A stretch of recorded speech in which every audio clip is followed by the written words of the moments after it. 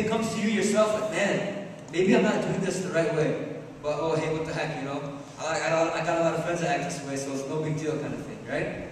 So this is why it's so important that we surround ourselves with good people in general. And this always comes back to brotherhood. I mean, obviously you don't surround yourselves with people that are worse than you, right? At least inshallah this should be our goal, right? That's part of the reason why we're all here, inshallah. And we can take what's good from one another and leave the bad. And that is a key aspect of brotherhood.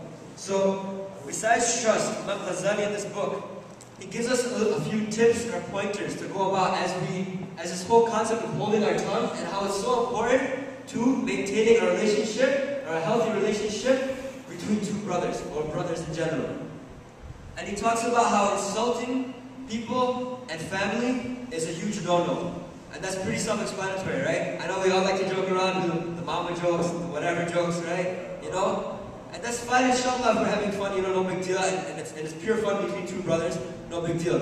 But to go out of our way and maybe insult someone that might not be comfortable with those kind of jokes, or that we don't even know, is completely out of the question. That's just something we don't do as brothers.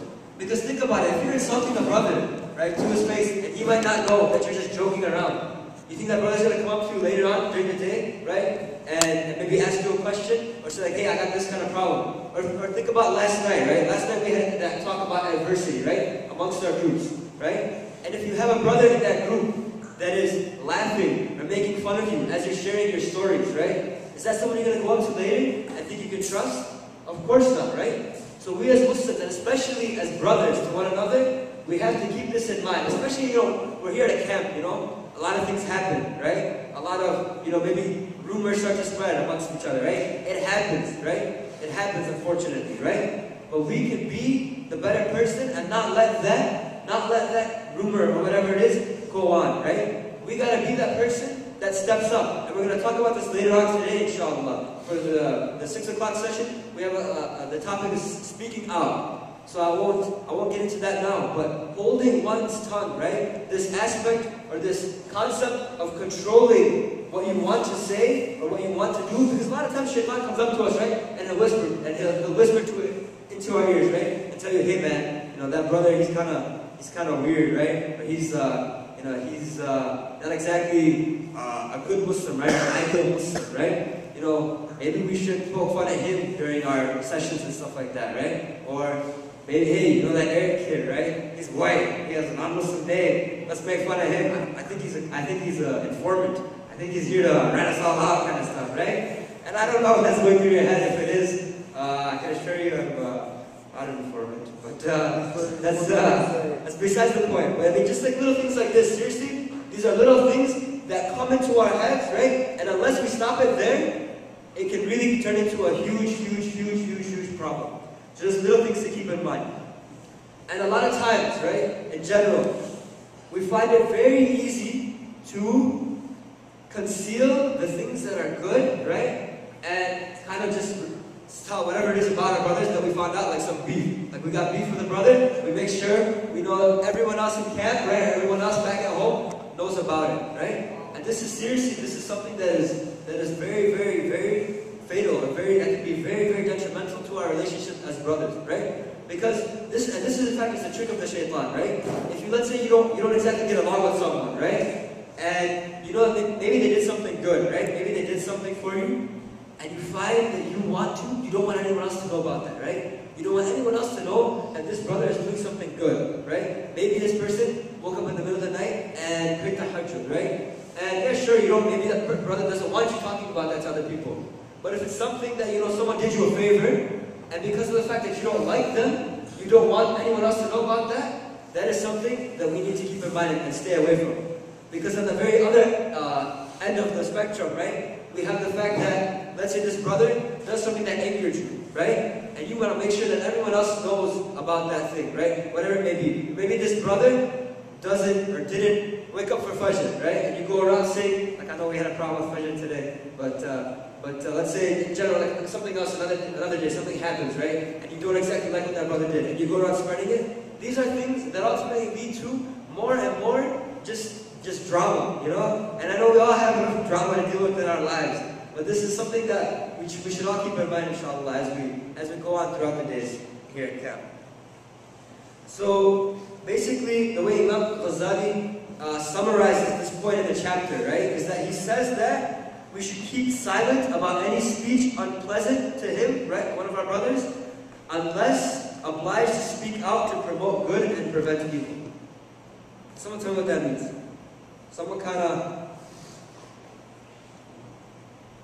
Anyone kind of see where Imam Ghazali is going with this? So he's saying that we should stay silent about another brother's problems unless what? Unless what? Find a solution.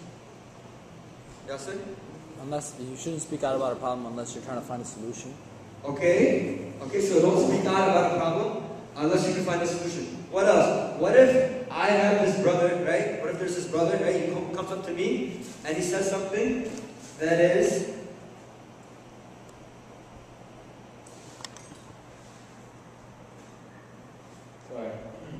and he says something, right, that worries us to like greatly, right? It's just something that like, oh my God, I can't go to sleep. I can't go to sleep tonight, knowing this, right, and not telling anyone else.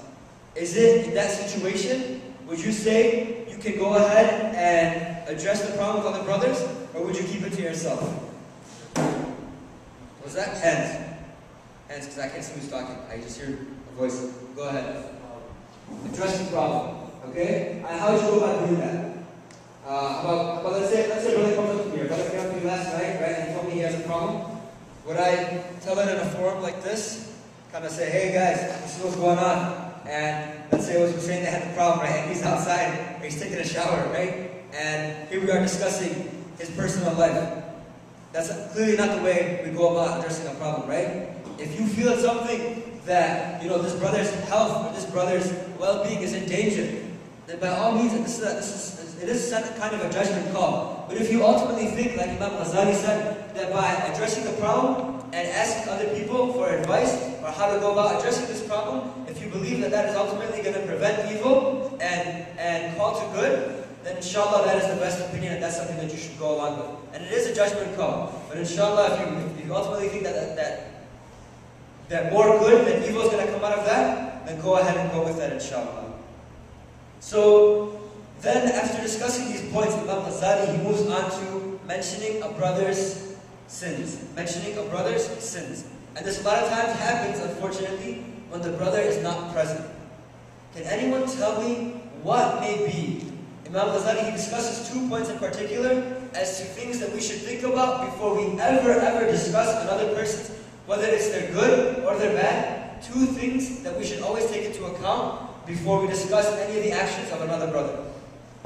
Dean. If they would even want it said in their own presence.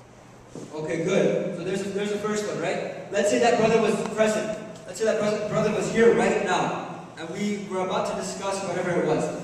We first, or you as a person, as an individual, should realize or at least contemplate, hey, is this brother going to be offended by what it is that I say? Is this brother, is he going to take well to it? Is he going to completely offend him and, make him, I guess, just traumatize him for the rest of the while we're here at camp? Or when we go back to our homes and we, go back to our respective neighbors and things like that? Is that going to be something that he might hold a grudge against me or hold something against me for the rest of the time that I know this brother? Because a lot of times we may think of something as a joke, but it turns into something that we don't expect. So, good. So he said we need to make sure what we're saying is something we can say while that brother is present. So something that while that brother is here, he won't be offended by us saying that. Good. Anything else? Anything else we need to take into account before addressing a situation or talking about an action that a brother took?